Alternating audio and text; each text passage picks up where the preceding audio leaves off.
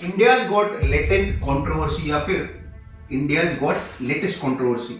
हम सब जानते हैं कि there is a talk of town कि रणवीर अलाहाबादिया ने जो स्टेटमेंट किया है, क्या वो सही है, गलत है, क्या वो ऑफेंस है। क्या हो गया रणवीर भाई को? और अपने पकड़ लीजिए तुरंत। और would you join in once and stop it forever? तो पहले तो इट इज एडमिटेड फैक्ट, खुद रणवीर अलाहाबादिया या उनके जो एडवोकेट है, advocate Abhinav Chandrachud, he has made a statement before honourable Supreme Court कि ये जो स्टेटमेंट है that is morally wrong and mister Ranveer himself has asked for the apology to public at large कि मैंने ये गलत स्टेटमेंट किया है। बट क्या ये स्टेटमेंट क्रिमिनल ऑफेंस बन सकता है? That is the exact question raised by his advocate, that is advocate Abhinav Chandrachud, कि ये क्रिमिनल ऑफेंस नहीं है, मॉरली ये गलत है, तो ये क्रिमिनल ऑफेंस है या नहीं है, इसमें क्या प्रोविजंस है, क्या सेक्शंस है, कोर्ट ने क्या कहा है, that we need to look into to see कि ऐसी कोई स्टेटमेंट्स, ऐसा कोई एक्ट जो होता है इसमें क्या क्रिमिनल एंगल आता है, क्या एफआईआर हो सकती है, क्या अरेस्ट हो सकता है, that person can go beyond the bar. In the matter of Ranveer Allahbadia Supreme Court ने एक इंटरिम रिलीफ दिया है जहां पे उसको अरेस्ट नहीं हो सकता, कोई नया एफआईआर रजिस्टर्ड नहीं हो सकता। At the same time the court has said that mister Ranveer can not upload new video, तो दैट मैटर इज ऑनगोइंग, जिसमें अलग अलग जगह पे, जहां पे महाराष्ट्र में, असम में, जयपुर में एफआईआर रजिस्टर्ड हुई है अलग अलग सेक्शंस के अंडर। But we have to primarily see 3-4 sections wearing ये जो पूरा स्टेटमेंट है वो क्रिमिनल ऑफेंस है या नहीं है, we can determine so far that part is concerned. So let's go into the section. First is section 294 of BNS, that is भारतीय न्याय संहिता।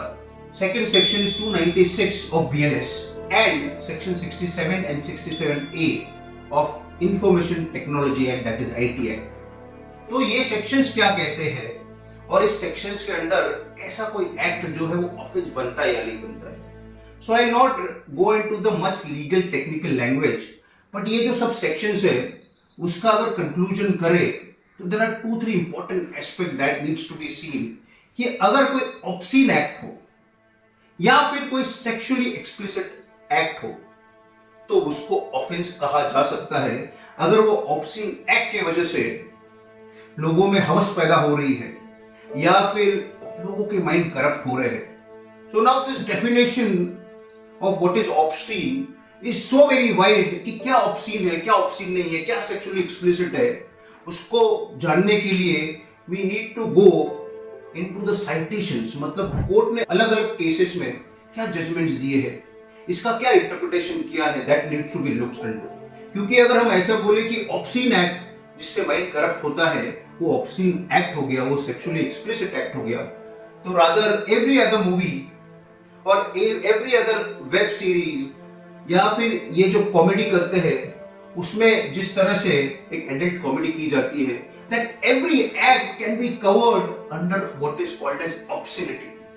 तो इसकी लक्ष्मण रेखा क्या है, ऑब्सीन क्या है, क्या ऑब्सीन नहीं है, in terms of a legal, strictly legal framework, कि लीगली क्या ऑब्सीन है, क्या नहीं है, लीगली क्या सेक्सुअली एक्सप्लिसिट है, क्या नहीं है। बीच में एक वेब सीरीज आई कॉलेज रोमांस जो बहुत ही यूथ के अंडर हिट हो गई, जहां पे ये जो कॉलेज के दोस्त है उनमें कुछ sexual communication, sexual language, You're cute। Adult हाँ, तो देते हैं लैंग्वेज है और वेदर सब रहना है तुम्हारे साथ, रहूंगा मैं तुम्हारे साथ। इसके बारे में केस बना कि इस तरह का जो कंटेंट होता है that is likely to corrupt the mind of people, हवस पैदा करने का काम करता है, तो ये जो है वो ऑब्सीन एक्ट बनता है। इसके लिए इनके ऊपर एफआईआर रजिस्टर्ड हो और साथ ही में ये जो वेब सीरीज है उसको स्टॉप किया जाए।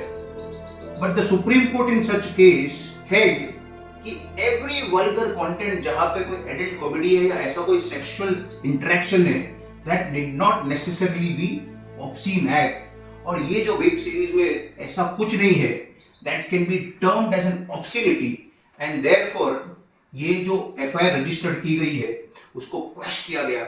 और एक केस बना जहां पे एक famous actor model Milind Soman को चार्ज किया गया कि उन्होंने एक न्यूड फोटोशूट किया इन 1995, एक बीच पे जो न्यूड फोटोशूट किया, दैट इज एन ऑफेंस और उनके अगेंस्ट एफआईआर रजिस्टर्ड की गई। और ये केस 14 साल चलने के बाद द कोर्ट हैव हेल्ड कि such a nude photoshoot is not an offense and therefore he was acquitted. Therefore ये obscenity क्या होता है, ये sexually explicit act क्या होता है, बहुत subjective हो गया है. कोई कोर्ट का क्या व्यू पॉइंट है, जज क्या सोचता है, क्योंकि एक्ट में ऐसा कोई स्पेसिफिक एक्सप्लेनेशन नहीं दिया गया है कि ऑब्सीन मतलब क्या, सेक्सुअली एक्सप्लिसिट एक्ट मतलब क्या, इसकी लक्ष्मण रेखा क्या है. Therefore this is a larger debate कि क्या सही है क्या गलत है. इनफैक्ट मोरली भी क्या सही है क्या गलत है और लीगली भी क्या सही है गलत है, उसको जानने के लिए we have to have a constructive debate, we have to take lot of view points और उसके लिए प्रोविजंस में एक्सप्लेनेशन देना बहुत जरूरी है कि क्या ऑब्सीन एक्ट बनता है. अगर आप कुछ कर रहे, कुछ दिखा रहे, कुछ बोल रहे, कुछ पब्लिश कर रहे हैं और उसमें ऐसा कुछ कंटेंट है जिससे लोगों के माइंड करप्ट हो सकते हैं, जिससे सॉर्ट ऑफ हवस पैदा हो सकती है, तो क्या वो लीगली क्रिमिनल ऑफेंस बन सकता है? Is that an obscene act? Is that sexually explicit act? Therefore, this is a larger debate. और इसका solution, I guess, is twofold. One is, as an individual, we have to have some self-control. कि हम क्या कर रहे हैं? क्योंकि freedom of expression हमें दिया गया है by constitution, but it's not absolute. हम कुछ भी नहीं कर सकते, उसमें कुछ restrictions है, जो societal norms है, जो हमारे values है, जो हमारे संस्कार है, उसके बाद हम जाके कुछ कर रहे हैं, उसको हम ठेस पहुंचा रहे हैं, तो कहीं ना कहीं वी आर मॉरली रॉन्ग. और इसलिए on the first aspect we have to have some self control कि हमें क्या करना है, क्या बोलना है, क्या देखना है, क्या दिखाना है. And on the second part, so far as the legal obscenity is concern कि क्या क्रिमिनल ऑफेंस बनेगा, उसके लिए there has to be an amendment in the section itself wherein एक एक्सप्लेनेशन दिया जाए कि क्या ऑब्सीन एक्ट बन सकता है, क्या सेक्सुअली एक्सप्लिसिट है. और वो अमेंडमेंट करने के लिए there has to be a constructive debate, there has to be some consideration कि क्या एग्जैक्टली ये टर्म के अंडर आता है.